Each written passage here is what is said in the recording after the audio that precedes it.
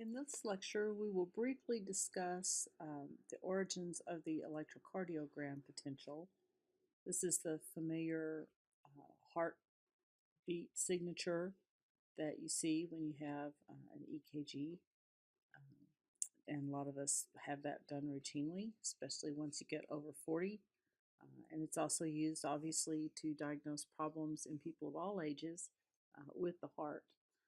So, this is not an area where I have as much expertise as I do in EMG and EEG, but a lot of people spend quite a bit of time working on looking at how to measure and characterize the heartbeat.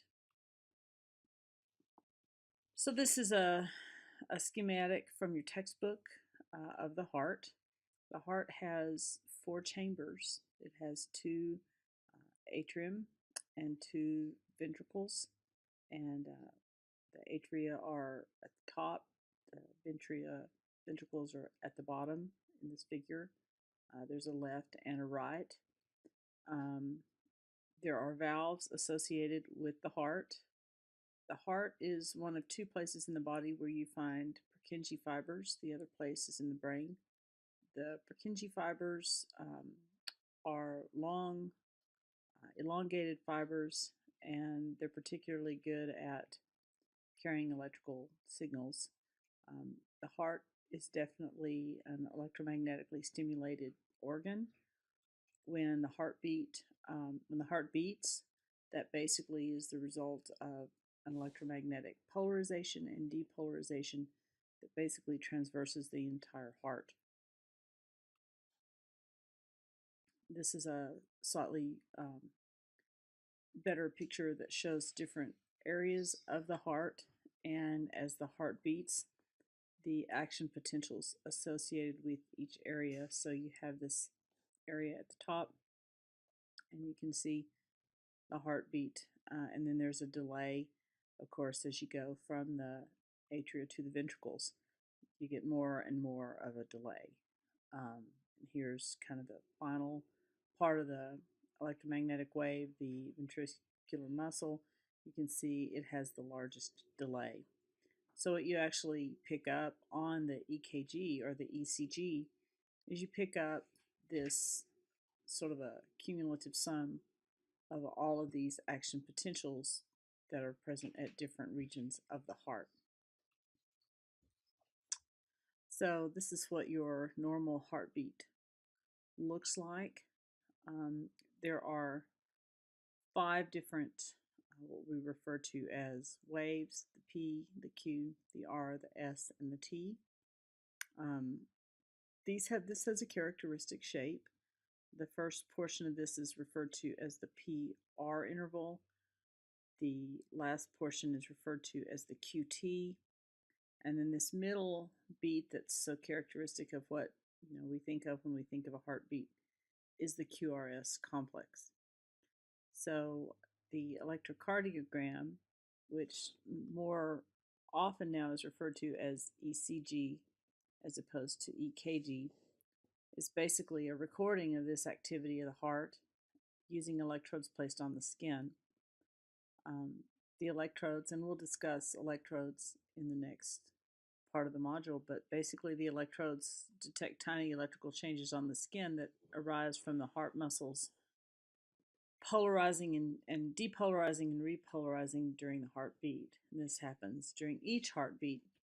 A healthy heart will have a progression of depolarization that starts with the pacemaker cells in what we refer to as the sinoatrial node.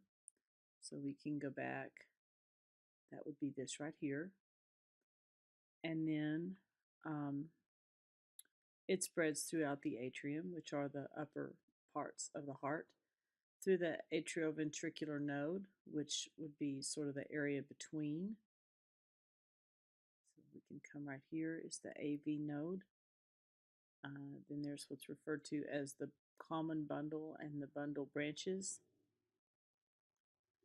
until finally it gets down to the left and throughout the ventricles, which would be the bottom part of the heart as shown in that previous figure.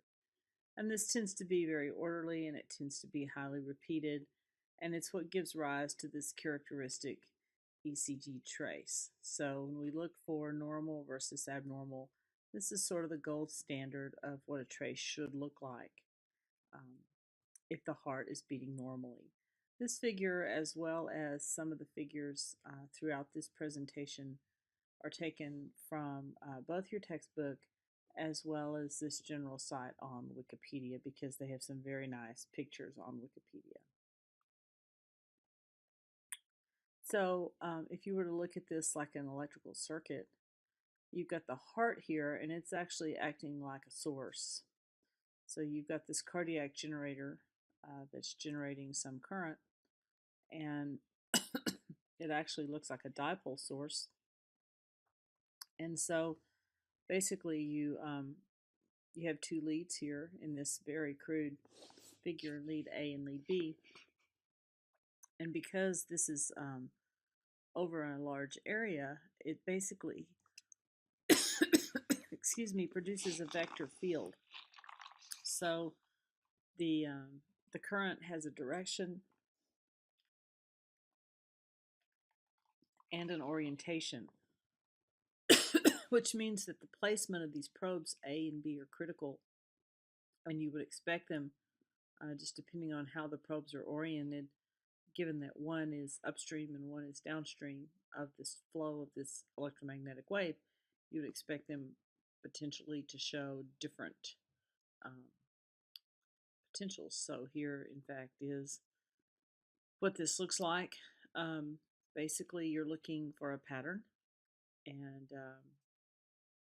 what happens in the heartbeat is that you get a depolarization of the heart toward the positive electrode, and that results in a positive deflection here.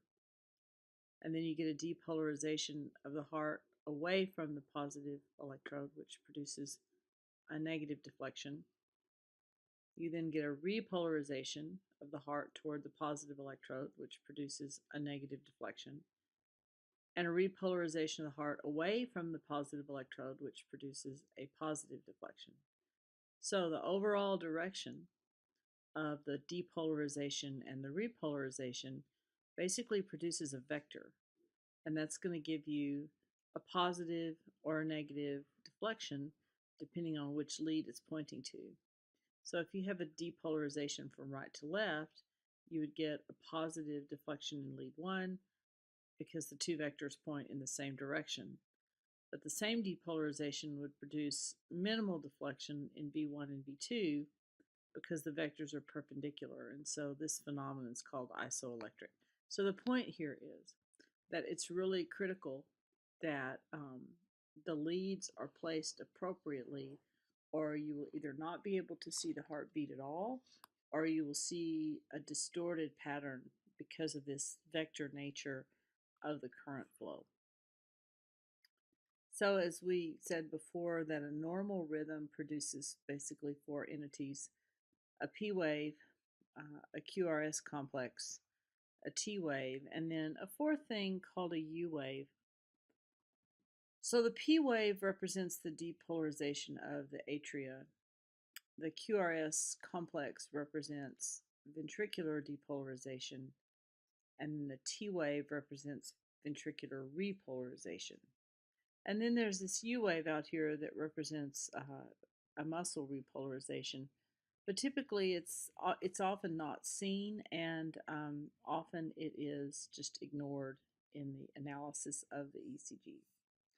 So what happens is that if the heart structure changes, that would obviously change the physical dimensions of this source, or if the even things like the volume of blood flow and the blood composition can change the pattern of what these four entities look like. So here's an example of where you would have an atrioventricular block showing a complete heart block. This would be the normal rhythm.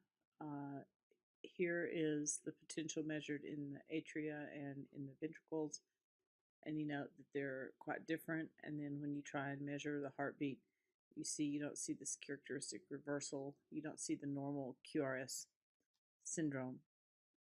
In this case, you have a block with a diseased node. And so what happens here is the wave from the atria reaches the ventricles, but there's a delay.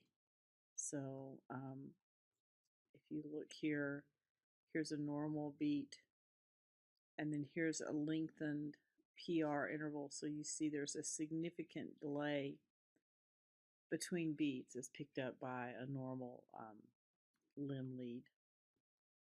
A limb lead is a lead that's placed um, on the leg or arm. So here's another example of a normal ECG, pretty normal. And then suddenly you have this, which is a PVC or preventricular contraction.